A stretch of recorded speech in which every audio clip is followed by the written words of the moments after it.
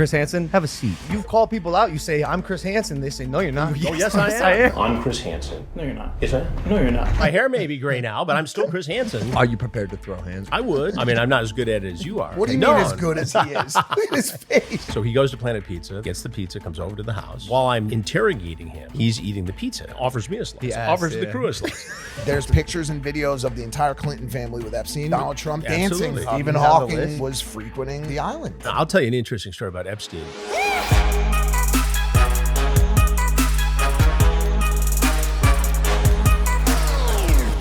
Bro, you actually have Neanderthal in your blood. More than the average human. Mike got a 23andMe. He spit in the tube. He got his DNA back. He has more Neanderthal than the average human. Does that surprise anyone? Have you seen his feet? Like 6% more Neanderthal than the average human does. He also came and told me he's 56% Italian. I said, dude, that makes you Italian. You are no, but then why would you matter? Then why would you never identify? Because I don't. Because it's 2023. I can identify as whatever I want. No, identify something now. I'll identify as it being 2024. It's not even 2023 anymore. Dude, no. I honestly, like, I didn't know I was that Italian. I knew I had a massive. That's what. Does that show up on your 23andMe? Nah, it's just 56% massive. It doesn't. But I'm from Salerno. No, you're not. No, you're not. I'm sorry, but how you would. How the f are you gonna? How the f you gonna tell me where I'm from? Because you would know know. More than my DNA test does. I'm a Neanderthal. You would know. Wouldn't you know if you're like the majority something? And how cool is it to be like, yeah, I'm Italian. You could say that and it would be true. You're majority Italian. Because my last name's not Italian. Like when they see my last name, they know I'm not Italian from a namesake standpoint. I thought I was Hungarian, and then the note came back and I couldn't believe it. I'm a descendant of Andrew Tate. I'm Romanian. I'm like 7% Romanian. I don't know if he's Romanian. He's not. He's Londonian. He's from like London or California or something. That hair keeps in and out. Yeah, you might be a descendant of Andrew. It's not. I went to Turkey. It's thicker than a fucking pirate's beard. You saying you're Italian is like you saying you're from New York. You're from Connecticut. Then what am I, Logan Paul from Logan Paul Vlogs? Neanderthal. Okay, that makes sense. That's where I'm putting my that foot makes down. sense. Guys, we have a guest today. He came all the way to Puerto Rico. Why? Why would he do that? Because he wanted to come on Impulsive, the #1 podcast in the world. Thank you guys for watching. Welcome back to the show. Hit that subscribe button. 2024 is going to be a great year. Starting off with some great podcasts. Our guest today was the face of the most insane and popular news reality series ever, To Catch a Predator, where he would confront potential sexual predators on TV. His current series, Takedown with Chris Hansen, can be seen on WatchTrueBlue.com. Ladies and gentlemen, it's Chris Hansen. Yes, sir. I can't believe it. Chris Hansen in the house. You didn't have to stand back up to shake my hand. It's not worth it. Cordial. Oh, I didn't even say the line. Can you stand up for a second? Chris Hansen, have a seat. Right over here? Right there. Right over here. Have a seat right over here.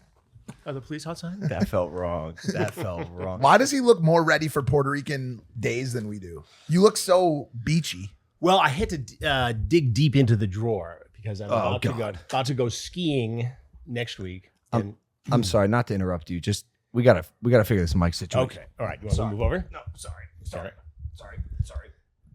Hansen. Sorry, I just assaulted Chris Hansen. Okay, that feels good. That feels good. Good. You're good? Where are you going skiing? Beaver Creek. Which is near Vail. Just no. Yeah. There's no snow.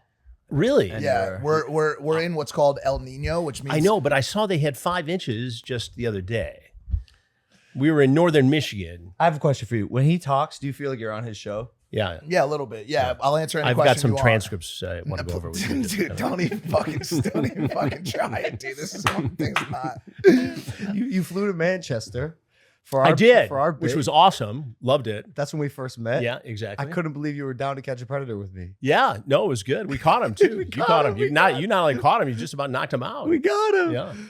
It's so funny, Chris. You're a legend. And when we first started doing our interview for your show, you started talking, and I got like kind of scared because like the cadence and like rhythm of your voice, all I know it from is you're in trouble. You're catching predators. I mean, 20 years into it. So February will be 20 years from the very first Predator investigation. Now, with our own streaming network, True Blue, we've got, a new batch of 60 investigations out, and we're doing more every month. You're doing great work. Not only is what you do entertaining, but like, I wonder how many predators you're dissuading from that activity because they know they're susceptible to being caught by you. Well, here's the shocking thing. I thought we'd do this 3 times when we started in 2004, and that would be it. If you had told me 20 years later we'd still be out there doing these stings and guys would show up, I wouldn't have believed you. Now, yes, I think we've dissuaded and discouraged men from doing this. And this big interview we're about to drop with this doctor we caught in a recent sting, I think will go a long way to do that. And I hope it's a deterrent. It should be. You've called people out. You say, I'm Chris Hansen. They say, no, you're not. Yeah. And you go, Yes, I am. My hair may be gray now, but I'm still Chris Hansen. They recognize you. They know they're in Yeah, of deep course shit. they do. Of course they do. But it speaks to the big issue here, and that is these guys, and they're not just one type of guy, they're different guys, but in general, they get hooked on porn, sometimes child porn.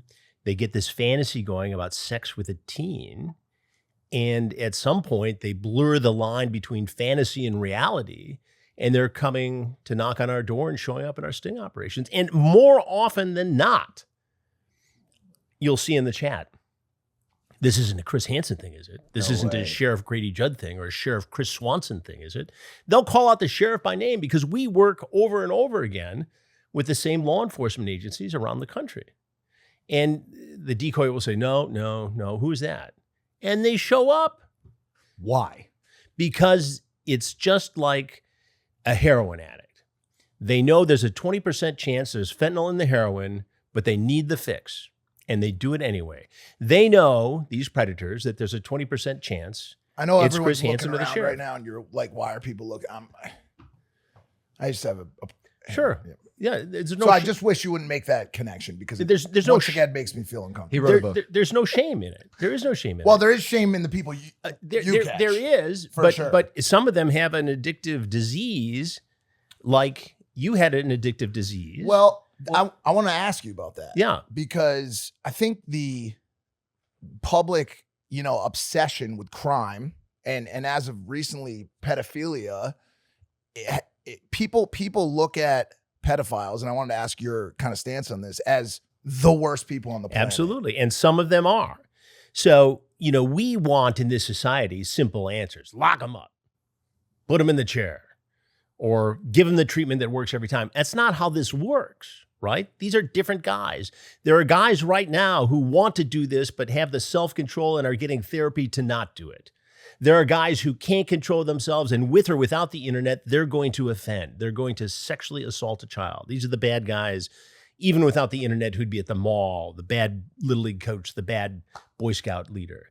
Those guys have to be locked up forever. They're incorrigible. And then there's this guy in the middle who gets, too far down the road on these sites, and they get obsessed with the idea of having sex with a teen, boy or girl.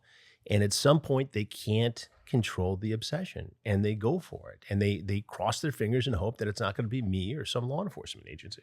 It sounds a little bit like you have a tone of empathy. I do. For some of these people. Is that I true? do. That is true. And this doctor interview that we're dropping soon is an example of that. This guy, a wealthy man who's at his practice, and in the course of seeing 18 patients, is chatting up a decoy posing as a teenage girl. Sexually charged conversations.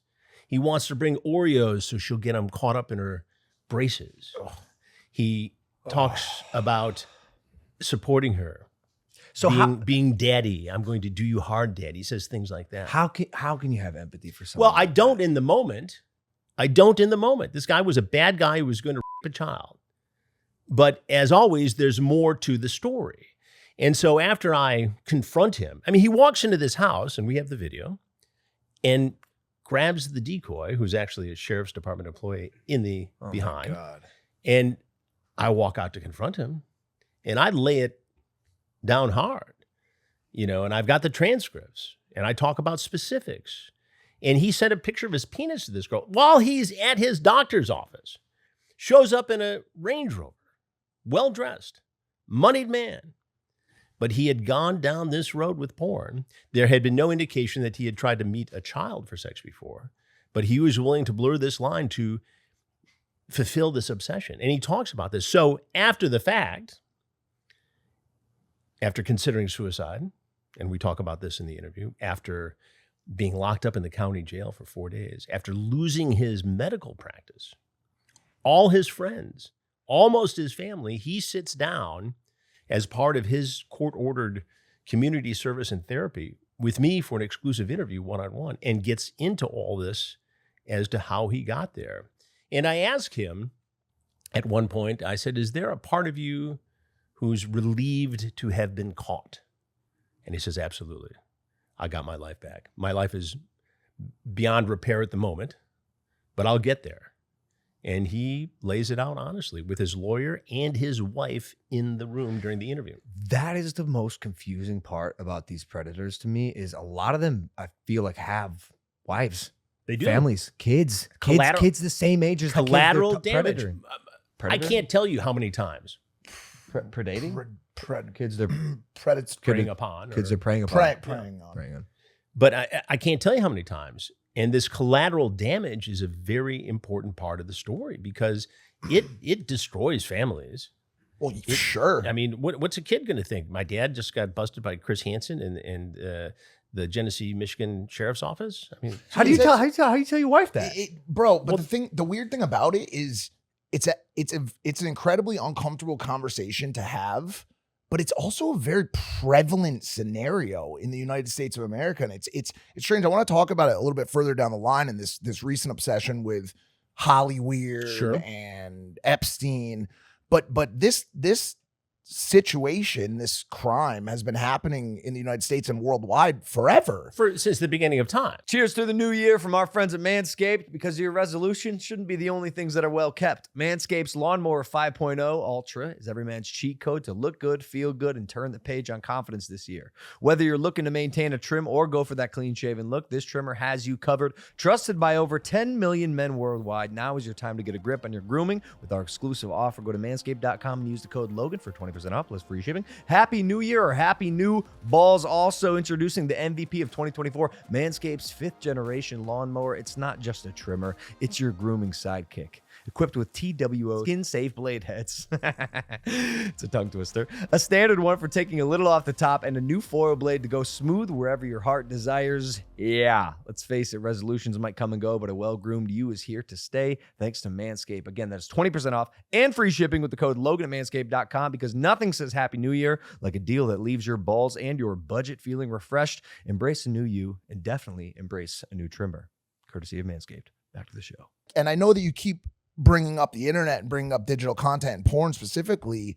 Do you think that we've seen an exponential uptick in this type of activity since digital? Absolutely, without question. Because you talk about these three groups of predators, and the one group has already been active for those are the dawn of humanity. The lifers. Yeah, these guys are the lifers. I mean, these guys are wired for whatever combination of reasons to want to have sex with children. And there are even groups out there now who try to normalize this. I was going to ask about that. Yeah, which is total BS. Well, that's fucked. Well, I mean, I've seen it on Twitter. Some people would say that, again, you just used the word wired. Maps. They're wired to think and minor attracted persons. Yeah. Oh, that's what's the term? They have it maps. Maps. Oh my God. So sorry. So let's go slow here. So right. that is a science accepted. That's not in the DSM. It's not. No. Right? It's not science accepted. There's a group trying to make it accepted that this is the way some people are, which that part of it is true. And they're trying to normalize it, which is absolutely abhorrent and wrong on every level. Normalize the behavior or normalize accepting and trying to Both. Therapeutically correct the behavior? Not so much the therapeutic part, but making it acceptable as a norm. Okay, that's completely Exactly. fucked. Exactly. I mean, there's a lot of different ways to look at it, and obviously every person has their own perception of everything in life, different strokes for different folks, right? Right. There are some people who will have some level of empathy for the person, right? Maybe if they're, admitting that they fell into a world of porn and they want to work on it, so on and so forth. There are other people who think, and I don't know where I personally fall, but there are other people who think that if you ever show any tendency towards this type of behavior, you deserve to die. There are people who think that, but I do a podcast called Predators I've Caught, where we go back over these previous cases, go into detail. And sometimes the guys will chat with me for a minute or two, but we do a lot of research. I immerse myself in the transcripts, the interviews, and then we find out what this guy is up to today, what has happened to his life. And I have a very close relationship with the audience. And I have on numerous occasions gotten emails from listeners who say, I am predisposed to wanting to have sex with a teen girl or boy. But I by know way it's, of what? but that's, I'm attracted. Genetic? I'm attracted. For whatever combination of reasons, I'm attracted to have sex with children. I think about it. But I go to therapy. I would never offend. I'm just being honest with you that there are people out there who have these thoughts, but are in control of their lives and don't offend. And that's a funny conversation for me to have with the viewer, because on the one hand, you don't want to condone those thoughts or those potential actions, but the fact that the guy was brave enough to come forward and say, I have this issue, but I'm seeking treatment and I'm in a good place right now. Slightly commendable. They're not offending. Where's the line? Where's the line? If you offend, that's the line. Because the strange thing about, you have these conversations, which I think is good prior to offense. Like, you're actually talking to these people, which is fantastic. But there's this weird, line that exists as far as where thoughts, feelings, and emotions even, and how they work with the human mind in general. The human mind has a way of focusing on the worst possible things. Absolutely. And so I wonder if there are some of these people who are simply a victim of intrusive thoughts, of some level of OCD. That's it too. And some of them have been perhaps victimized as a child by an adult, which got them down this path in the beginning. And so you see these people sometimes in these scenarios who have been victimized and in their mind now normalize this sort of sexual activity. And you got to break the chain. And you got to break the chain. Yeah. So I applaud somebody who's not offended, who comes forward and says, I get treatment. And I know from talking to therapists who deal with people who have this issue, that if they reach out to somebody early enough in their lives, they can prevent that person from being an offender. Do they get marked? Not just by going to therapy, but by you. If someone is basically there's admitting no way he can remember all. I know it's a good question. This guy who sends me this heartfelt email and who's nervous to even give me his real name because there's a part of him who thinks I might turn him into law enforcement, even though he's not done anything wrong, but he's not wanting to get on anybody's radar because he's not done anything wrong. The real vexing question here is, what about this virtual reality porn, AI?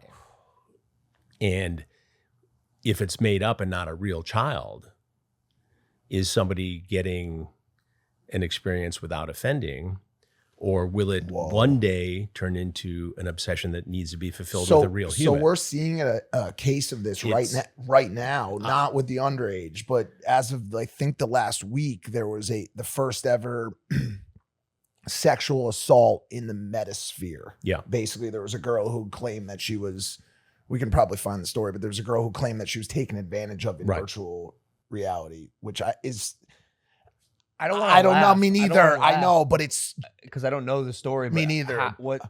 She ended up in a room with a bunch of guys, and it turned in.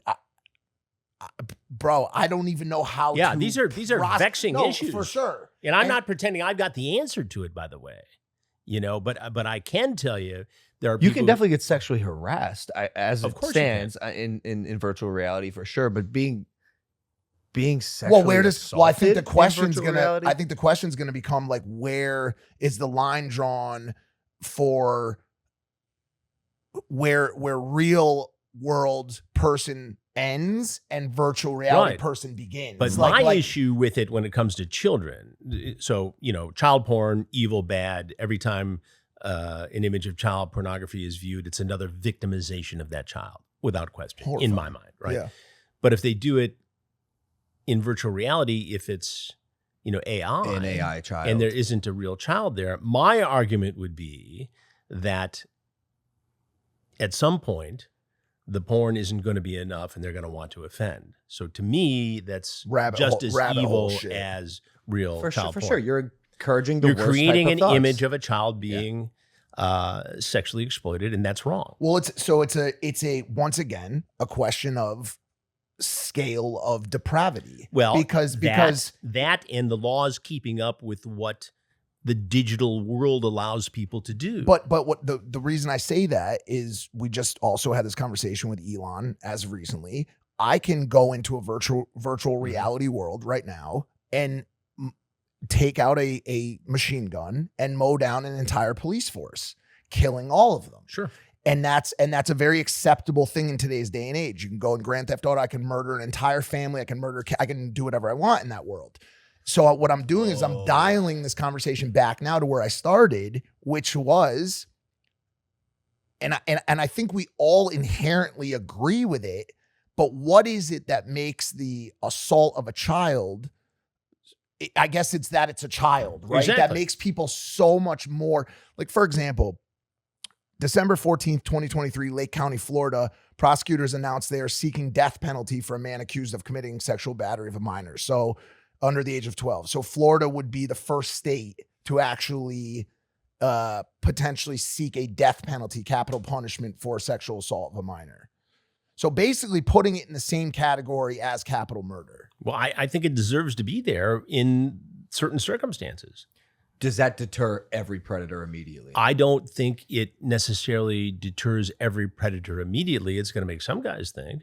How? But what And percent? I mean, if you get caught, you're gonna die. Or you Right. could die. But, yeah. going to prison for the rest of your life, that you would think would be a deterrent. I mean, you're right. And I think in some cases, I do not think that's too extreme. But even going to prison for the rest of your life, like I followed your show, and like I am definitely one of the people that has watched all the Right. clips available on YouTube, and I'm often actually surprised at how light the penalties were. Well, so am I. And I think in the very beginning of our investigations, there was a temptation to view this by some members of the judiciary, even in the prosecutor's office, as a TV sting. Entertainment. As it's a TV sting. So yeah, it's bad, but it wouldn't have happened unless we did the predator investigations. I would argue that by the time they get caught in one of my investigations, they've already offended before. I hear it all the time. It's my first time. I've never done this before. And in some cases, that's true. I don't think the doctor, Parminder Jaswal, offended with a child prior to showing up in our house. Would he have done it that night? Absolutely. Without question. He would have had sex with a teenage girl. I wholeheartedly believe it. But will he do it in the future? I don't think so. How much of you does this for entertainment versus doing good? Like impact. It all started for doing good. Now, unquestionably, that's still the goal. Along the way, it became something that was bigger than that. And undeniably, there are humorous moments, iconic moments. The pizza. Do you know about that? I mean, No. I posted something yesterday. Are you aware of the Steelers Ravens? Yeah. Okay, so there was a predator who showed up, John Dupee, Yep. in Fairfield, Connecticut. And he said he just came over to watch the football game. Steelers Ravens, as he said. And so this thing became iconic. So I'm in the American Airlines Club on the way here yesterday, and I look behind me, and it's the Steelers Ravens. So I take a picture for Instagram with, my mug in it with the game in the background, and it went crazy because people know that. So it has that iconic status. It's bigger than any other franchise that I've, been involved in 43 years of being a journalist. I think it was the most successful TV show on the network. One of them. That pizza evidently became like a famous dish at that pizza place. Do you know that? Planet Pizza. Well, you know how the story behind Planet Pizza, right? So we're doing this investigation in Fairfield, Connecticut. It aired on Crime Watch Daily when I was doing that show. And my son was one of the cameramen. And he had attended Fairfield Prep, not far from there. And this predator was coming all the way from Boston. And I said, hey, Chase, what's a good spot to meet? He goes, Planet Pizza. I said, great. So he goes to Planet Pizza. The cops see him go to Planet Pizza. Jeff Sokol. Yep. Gets the pizza, comes over to the house. He's got a marriage contract in the car. This whole big thing evolved. And while I'm interrogating him, he's eating the pizza. Offers me a slice. Offers the crew a slice. And so Planet Pizza, whether they wanted the notoriety or not, for that investigation became the official pizza of Hansen versus Predator. Well, pizza has a role in pedophilia. Without the yeah, you say if we could just isolate that sentence. No. No, you say. What are you talking no, about? I know you're talking about PizzaGate, correct? Which is a totally made up thing. Okay, can we please get into some of this shit right now? Are you cool with it? Yeah, I'm fine with whatever you guys want to do, but it is all BS. Okay, I have no idea what y'all are just talking about. hang on a second. I'll It's fill this you whole in. Okay, conspiratorial thing. Maybe you can explain it better, but I'll give you a quick rundown. Basically, as I mentioned earlier, a swath of society has become obsessed with elitism. This has been going on for 10 years. Probably. Right. Yeah. But remember when I used to talk about like QAnon and like that type of shit? And at the time, it was a smaller base. I think they've really found a footing, especially with X and their ability to weaponize or materialize. But basically, there's this belief that elitists or politicians ordering pizza symbolizes them ordering underage boys and girls, basically. PizzaGate, yeah. So like, for example, there's like this, I don't even know if it's real, but there's this like transcript of a call from like Obama to order like pizza and hot dogs to the White House, right? And they think that means that he was ordering. Yeah, but it's all, I guarantee you, I can predict without fear of contradiction, it's all conspiratorial BS. For sure. And you're sure of I'm that. positive. What makes you so sure? Because I want to there's absolutely no evidence of it. And if anybody would know, somebody would come to me and say, this is the deal. You need to look at this. It doesn't exist. It's been investigated. It's been reviewed. It is all BS. And you realize, so just so you know, this led to an actual one of these people going into a pizza place that I think it was called Comet Pizza or Ping Pong. I don't remember what it was. I think it was. Well, there was a pizza place in Virginia in suburban Washington, D.C. Yep. That allegedly this was going on, where these kids were actually being harbored or there was also a thing 2 years ago where there was a rumor and a conspiracy theory that if you ordered furniture from a discount Wayfair, that you were actually ordering a child. Kids in a cabinet. Again. And do you feel like these conspiracies and stories actually do a disservice to the real work that's being done? I think they do, but I think that's part of having an open digital culture. I mean, anybody can say anything at any given time, and it can catch fire. People have said stuff about all kinds of people. Anybody who's in the public world has been somehow, tortured or lied about. Well, I mean, people say Twitter hates it. Well, Twitter hates everything. They did. Twitter hates everything. You can, I helped Mother Teresa across the street because she returned, to life today. Yeah. You know what I'm saying? Right. I mean, Twitter hates everything. So, okay. So at one point, this was a semi-siloed conversation, which now has continued to explode. And honestly, in some ways, for good reason. I mean, we're in the midst of another Epstein, a dump of information. Absolutely. Situation. Exactly. And I'll tell you an interesting story about Epstein. In about 2015, I was meeting with some people who had done some investigative work on Epstein. And it's before the story. I mean, he had been in the news because he had done that 18-month or just a little over a year sentence where he'd, spend the weekdays in the county jail. And there were lawyers representing victims, and they weren't ready to speak out yet. And that was the key to it. And I tried to fashion a sting around the New York residence where some of this stuff was happening. And the layers of security and the way it was set up, we couldn't pull it off. So after spending months looking at the Epstein story and trying to do that, and the compound in Florida was just too difficult the system was too difficult to What do you infiltrate. mean by that? What do you mean by that? We tried to get somebody in there to see what was going on with the hidden camera. I spent a lot of time working on the story, and it just didn't go anywhere in terms of the way I wanted to report. So you attempted to we catch looked Jeffrey at it. Epstein. We looked at infiltrating to see if these allegations were continuing and were true. The reason why this story got out there and the reason why he was prosecuted was the Miami Herald, who stayed with this story, and one of the reporters down there, Julie K. Brown, who wrote a book ultimately. Every day they pounded away. And this speaks to the importance of local news and newspapers.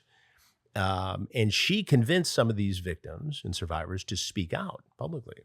And the U.S. attorney in New York at the time said as much in the news conference when they announced the charges against Epstein.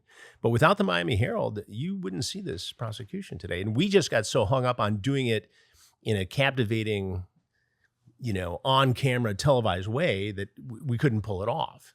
And it was the old-fashioned reporting of the Miami Herald that brought this to light the second time around. What red tape were you running into? It wasn't red tape. It was logistics of doing the story. Nobody said you can't do this story. Nobody said, like that's what I was. No, and curious. at the time I was working for, I was doing stuff for Discovery. I was doing stuff on my own. We were talking about doing Cromwich Daily. There were a number of places where I could have released it on my own on digital social media. But we had nobody said don't touch this or the important people are involved. It was just I had to, in my mind, I wanted to do it up here with hidden camera video, and that just couldn't be done. And I got busy with other topics. It was the old-fashioned reporting of the Miami Herald that got this done, and that's my point. Fact finding, so on and so forth. Yeah. So I mean, obviously, like this story once again is like a microcosm for this like greater investigation into elite in that community that I described, and I think curiously for all of us into elitism and. But he's one of the ultimate predators, right? Him and Peter Nygard. We did a big story on him. He had the big compound in the Bahamas and multiple and impregnating girls and using the stem cells from the fetuses for youth, enhancing things that he was up to. These are bad guys. Like stem Yeah, cells. so like he would impregnate these girls down to the Bahamas at his compound and then harvest the aborted fetuses and have them injected in himself. So It's like crazy that. thing. So, but those here's, are bad. But Those here's are the bad question: guys, like but they that's, were able to, guys like that and Epstein were able to use money, influence, and figure out ways to infiltrate these other people's lives. And sometimes they dangled sex and massages in front of them. Sure, absolutely. So And you're they're not bad people. denying. You're not denying that things of that just insane storyline or of that just ridiculous nature actually happen. Sometimes they happen. You're just denying those specific stories that I brought up earlier. Because you don't- PizzaGate is BS. But my point is, Epstein was a bad guy who lured a lot of people in there. A lot of people, were weak and engaged in bad behavior with him. But at the core of it, Epstein is the predator who was preying upon intelligent people, wealthy people. I mean, this guy, had. He's as bad as it gets. It is. He and Peter Nygard And is right up there with him. were they protected? I mean, I think there were lawyers hired by wealthy people who were on the periphery of this thing. What about protected them. politicians? I don't think there was any official government action, or there was no action by an investigating agency like the FBI to say, okay, Clinton's name pops up here. We're not going to do anything about it. Protect him. I don't think that happened. Was he John Doe 63 or whatever? Well, he was in there. I mean, there are pictures of him there. He was, he flew on the plane. His family flew on the plane. Epstein was able to open the doors for, the daughter's wedding, Chelsea's wedding, and, secure yachts and properties and things like that. So, but he was good at, so are these people taking part in all the sex parties? We don't know. That's the question. Or is he just manipulating, people and then getting a photo of a guy getting a massage on a flight? Again, you shouldn't be doing it. This guy got popped and,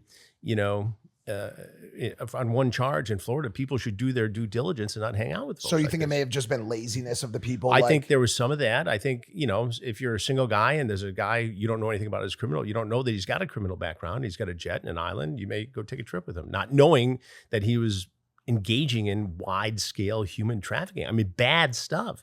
And Ghislaine Maxwell was right there with him. See, you have a little bit more hope. Well, optimism. I see nuance to it. That's what, and I believe You know, that's important. But I'm not defending Bill Clinton. I'm not defending Bill Gates. I'm not defending any of these people. Stephen Hawking. Yeah, I mean, you know, you can't make that up. Such a I'm sorry. ridiculous- Can you explain Stephen Stephen Hawking? Hawking was frequenting the island. He was frequenting the island. Have you And- seen the and memes? I've seen the memes. What do you make of those?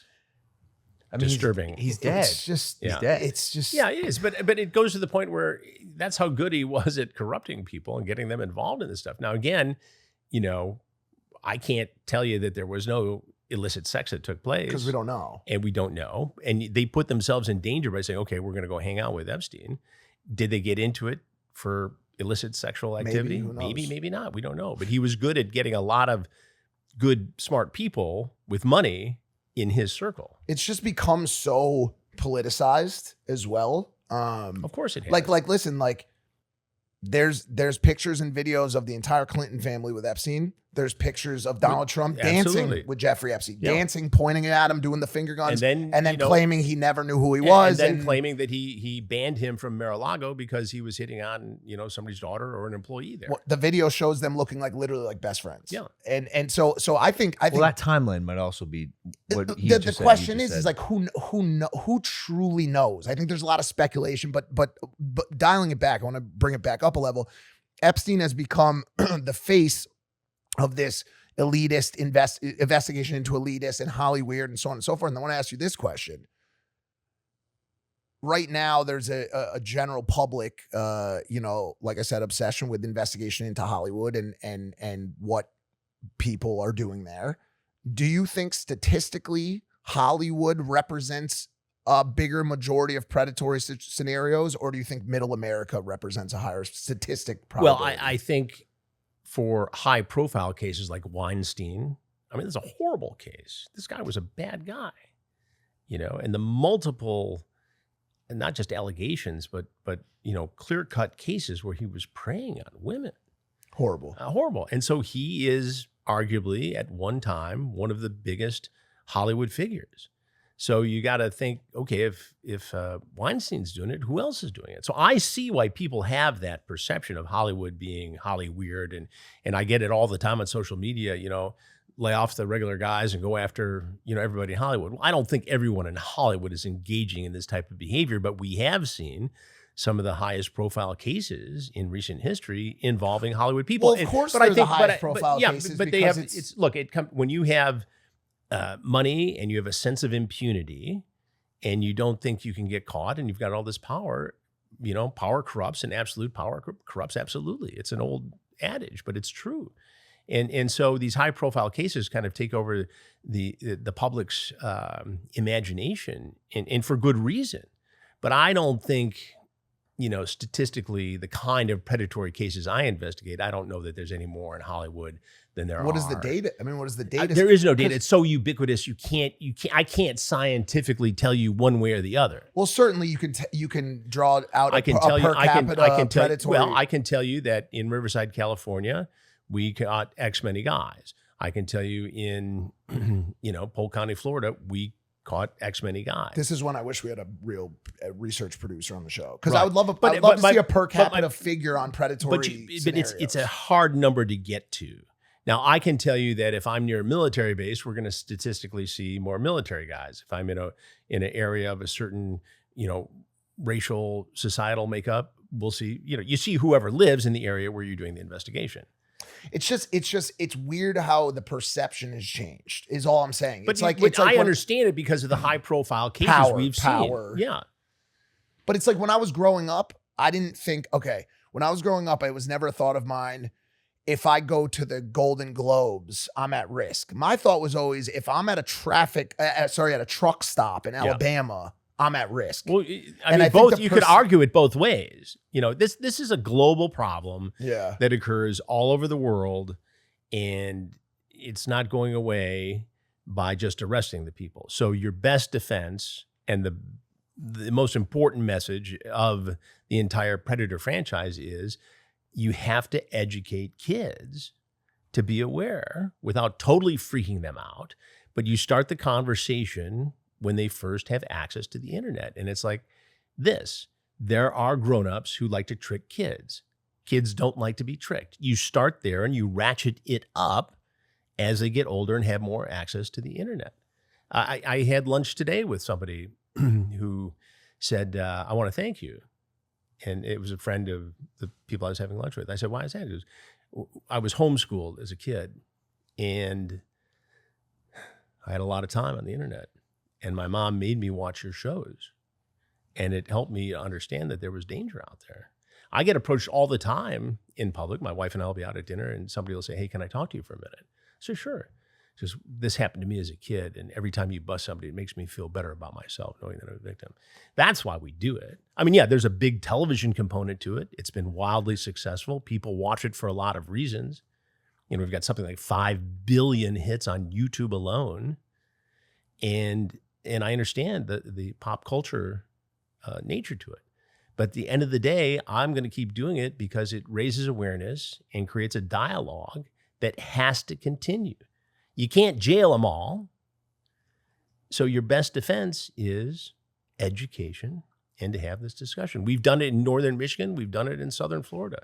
We've done it East Coast, West Coast, and in between. It goes on everywhere. How many people are doing what you do and not airing it? Or do you think the two go hand in hand? Because I think you just said it, the key word is education, right? Like you can do this off air and that's awesome. But if you're showing people the dangers and the intricacies of how this happens and how you arrive in that house, in the sting, I think it's personally as a media kid, I personally think that is much more effective than doing it off air and trying to be like noble about it. Right. I think the combination, right? The first 2 times we did it on our own with an online watchdog group called Perverted Justice. And they had the decoys. We did the confrontations. And the guys left. Now, in the first 2 investigations, law enforcement did successfully prosecute a number of those cases, but it became very clear to me that going forward, we had to somehow collaborate with law enforcement. And we've adapted that collaboration over the years to ensure the credibility of the criminal cases. And because of that, virtually every case is prosecuted successfully. Virtually every case. Now, there are citizen groups, vigilante groups that do this, and they go on YouTube. Yeah. YouTube, interestingly, and I just found this out this past week, YouTube is apparently taking down these sorts of sting operations if law enforcement is not involved. Not just demonetizing, but taking them down. So Gideon, one of our YouTube friends, actually had to team up with a police officer in order to film that video because he researched beforehand and knew that YouTube would take it down. But as you know, and as you just mentioned, there's also a group of people, which I hate to, like, I don't want to promote it, but like you kind of have to think it's kind of awesome, that go and when they have evidence that someone's done something like this, they just beat the fuck out of them. What? On camera. Yeah, it's like a whole thing. Right. That's vigilantism. Listen, I'm not claiming it's okay to be vigilante. Don't do it. And I get in trouble. Every time I talk about this, I get hate on social media that I'm somehow dissing these people who go out and do good work and expose these guys. There is definitely a place in the world for citizen journalism, right? Podcasts and YouTube channels. And citizen violence. Yeah, citizen violence is a different thing. You can't solve a crime by committing a crime. Right. So yeah. So I'm against it. And again, I can already read it, right now. And then they'll reach out to my wife and then could you tell Chris not to do? If you're not prosecuting these cases and you're just doing it for public shaming, there's a real discussion to be had as to whether or not it's a worthy thing to do. Okay. If these pedophiles or potential pedophiles do get the shit kicked out of them, you could argue they deserve it, but that's not the way I'm going to do it. Do you think that would be a deterrent more so than potentially being caught? If you know every time you're going to show up to do some pedophilia, you're going to get your ass beat. But that's not how our society works. Do you think it should work like that? I think they should be prosecuted to the fullest extent of the law. Yeah, sometimes I just think violence can really solve a lot of problems. I understand the mindset. Yeah, it is a school of thought, but also at the same time, that violence is coming in a much sharper way when they get to jail. Right, like, but you know what I'm saying? Like the jail sentence. Does committing a crime to solve a crime really do what we want to achieve in society? If you could group all crime into the same bucket as equal fine, and I understand this is so much worse. Nobody's going to argue more stridently than I would. Yeah, that this is among the worst crimes ever conceived or executed. Because I wondered this when I'm watching you. I get it. Hit these guys in this room and you're beaming them with questions. Like no part of you is just so disgusted by this human in front of you. Of course you just want to strike them. I'm not. Look, in this particular case, and we have some video of that interview. If you guys decide to use some of it, there is some compassion for this particular case. But there are some just stone cold predators who I have zero compassion for. Lock them up. Do they ever scare you? How are you not fearful? I am sometimes. Look, you can't be brave unless you've experienced fear, but you have to understand the risk to do it.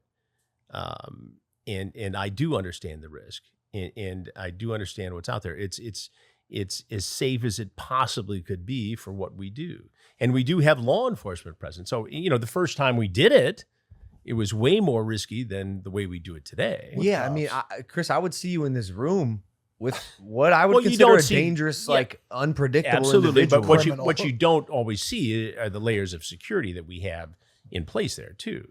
Are they outside? Because I never see. They're in the house. Okay. What kind of security or law enforcement? Security, both. We've had both. Before we had law enforcement, we had individual security. Because sometimes you get even the decoy will get really close to these. Well, we have a protocol, and sometimes it's impossible to follow it exactly. But you'll see me say, "I need to see your hands," or "Get your hands out of your pocket." And in different jurisdictions, we do it differently. In some cases, if we see that there's a risk, law enforcement will take the guy down first, do the initial interview, then I'll get a chance to talk to the guy. It's still very interesting to get inside this guy's head and to see the process of what happened in the chat and the interaction with the decoy. This is another question I had. Sure. Why do they sit down and converse with you with cameras in their face?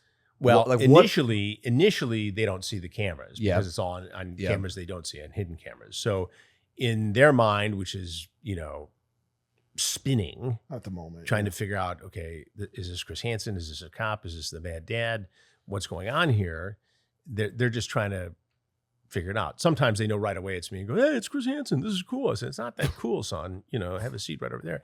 And I think a couple things happen. One, they're overwhelmed by being caught, and so they're just going to try and talk their way out of it. Two, they know it's me, and they figure, okay, they've seen the show enough times so they know this is the part where they sit and talk to Chris. Honestly, is there a level of that yes, they're like, is. "Holy shit, I'm about to be on a TV show. This is sick"? Absolutely.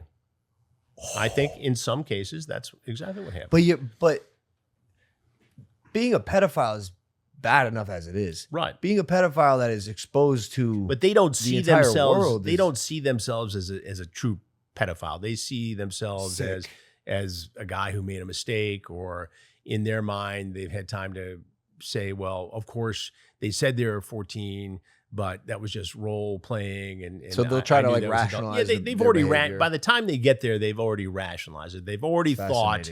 I think in many cases they've already thought, okay, this could go wrong for me, and if it is law enforcement, if this is a sting, or it is Chris Hansen, what am I going to say? And they've thought this through. There's 3 different scenarios that I want to talk to you about and I want to ask you about here. One you just kind of brought to mind in these kind of weird depravity situations that are filmed. There was a story of a woman on YouTube recently who got caught on a beach masturbating. I don't know if I didn't see this, no. So she was actually the police body cams, they caught her on the beach. She had never been arrested before. She was just drinking by herself on the beach and was caught masturbating on the beach. She was charged for lewd act, and the story went away. The GoPro video was released a couple months ago on YouTube, went viral on TikTok, and she was shamed to a point that she actually took her own life. Yeah. And obviously the story I'm bringing up here is far from a pedophilia situation, but it is just another example of how these scenarios being filmed change the game. And that leads me into this 2008 cancellation technically of the show, and if you want to comment on or even talk about it. No, I can tell you all about it. It didn't lead to the cancellation of the show. It's that somehow that got out there in the public domain. But what happened was we did a sting in Texas, and on a Saturday night, an assistant district attorney had been chatting with 2 different decoys posing as 13-year-old boys. He was an assistant district attorney, DA. right? He doesn't show up. But in Texas at the time, the solicitation of a minor for sex qualified as a felony. And the local police department went to go arrest him the next day. We were in the street covering the arrest. They get inside the house, and he's got a laptop that he's been trying to get the hard drive out of. Sees the police coming, has a gun, says, "I'm not going to hurt you guys." Shoots himself. Horrible. You don't want to see that happen. What was on the computer? We later find out that he had multiple images of child pornography. And within the last couple of years, we found out that he had evidence on that computer of wrongdoing by his boss, the elected prosecutor in that county, that sent him to federal prison. So there was a lot more going on there than just getting caught in a sting operation. There was the embarrassment of having child porn, and knowing that in Texas at the time, he faced 10 years in state prison for every image of child porn, and what he had on the computer met to the T the definition of child porn in Texas. I know that for a fact. I know that from the Texas Rangers. And I also know from one of the investigating officers at the time that some of that information relating to his boss, the elected DA, sent that elected DA to federal prison. So, there was a lot more going on there than some guy, "Oh my, I'm embarrassed." Wow. So I mean, and if it was quite honestly, if it was up to us, if we were driving the ship, I would have rather stayed another day in Texas and watched him get arrested at his office at the DA's office. It's better television. We merely covered what the police department was doing. Got it. Now, again, don't want to see a guy do that. It's horrible. Any suicide's horrible. But, that's the way it went down. Or some people would argue other. I understand the argument. All I'm saying is there was a whole lot more going on there than anybody realized at the time, and people who say that canceled the show. That's just not true. We went on and did a bunch of other investigations afterwards. That was just in my notes. Yeah, well, it is because it became a part of the narrative, mostly spread by people who didn't know what the hell they're talking like our about. producer, Dylan. No, it's out there. It's out there. And there is this feeling that To Catch a Predator was canceled because of that incident. Well, that's not what happened. We went on to do other investigations, and at some point, the show became very expensive for NBC, and NBC had all this great material that they had not aired, and they did other versions on MSNBC, the cable property, for years and years. And then I went out and did it again for Crime Watch Daily, and then we do it now for my streaming crime network, True Blue. We were talking about your safety quickly, and I just want to ask you about this. Do you remember the show Cheaters? This obviously has to be a part of your safety protocol reasoning. So I'm aware of the show. I'm not sure I know the incident you're referencing. In 2003, the host of the show, Joey Greco, boarded a boat of someone who was being accused of cheating on their wife or girlfriend and got stabbed numerous times on the show. Oof. So I wondered if that was ever work, huh? Yeah. Well, we have a protocol, and as best as we can, and as best as law enforcement can, they look at the background. If this guy's got a history of violent crimes, and he's got a license to carry a weapon, they're going to put in place a different protocol than if it's a guy who's, 28 and, works at a place where you wouldn't need a weapon, Just from what I've seen from your shows and your overall safety, do these individuals, pedophiles and violence, often go hand in hand? Typically, I feel like they don't. Typically not. Because you have somebody who picks on a child, oftentimes is a coward. Yeah, this isn't like a strong, aggressive individual. They're trying to stay behind the scenes and do illegal shit. Now I'm going to say that, and we're going to have some incident in the next thing. But generally, I'm being facetious to make a point. But that's how life works, Chris. Yeah, damn it. Knock on wood. Yeah. But again, we take every precaution possible. Are you prepared to throw hands with one of these fuckers? I would. I mean, I'm not as good at it as you are. Yeah, but you're like 6'3". You're not going to be easy to What do you mean as good as he is? Look at his face. He's got a shiner going on there. Oh, yeah. Kid's 0-17 in the boxing race. Bro, stop. Why does everyone think I lost every fight? As I say this with a black eye. Yeah. What the fuck, man? You won the fight I saw. That's all. That's what I know. For sure. You look pretty strong in that fight. I'm 1-1, baby. Yes. Yeah, except Kevin Owens, bro. I'll never forgive you. I'm gonna catch you in court, Kevin Owens. Drink Prime. That's good. Thanks. Drink Prime. Who makes this? Couple of guys. I actually prefer cred, if I'm being honest. I got cred, boys. I got cred, bitches. I got cred. I was at the WWE event. I saw I got cred side slash or hashtag drink cred. You know what cred is? I know it's a drink. South Park spoofed Prime. Oh, okay, yeah. They did it's called cred. So the kids are in school like, I got cred, bitches. I got cred. A full episode. It was an honor. Yeah. I was gonna say, you know what's crazy? When I invited you to Manchester for that bit, you told me that one of your camera guys was like a neighbor of mine. Oh, yeah. And I'm like, who? Jason. Jason. Yeah. I go, what do you mean a neighbor? Like who? I didn't have that many neighbors growing up. And it was my next door neighbor at my dad's house growing up. His name was Jason Fraley. Yeah. If I could say his last name. Dude, we would hang out with this kid all the time for years and years and years. And now he's one of my camera guys and one of my editors. And so when I was like, yeah, dude, you want to do this? He's like, yeah, I'm bringing your neighbor. From like when you were 10. We made videos with him. My dog bit him once. His dad would fix our garage often. My dog bit him, dude. Because he was kind of afraid of the dog. And this was one of those dogs. Bit Fraley? Be a Fraley? He bit Fraley? Yeah, the dog he bit Fraley? Fraley. Yeah. His dad came over and said to my dad, he's like, yeah, he bit the blood out of him. Made him bleed. He was a bad dog. Dog would bite. Dog. We named the dog Dog. Is that the one that's on the floor? No, that's Yogi. Oh, okay. His dad taxidermied one of the dogs and turned it into a rug, like a rug. It's not a rug. That's fucked up. It's just a taxidermy dog who looks like a real dog. Yeah. It's still fucked up, but not as fucked up as making the dog a rug. That's insane. Greg has his limits. You ever deal with pedophile ghosts? No, not that I'm aware of. Pedophile women.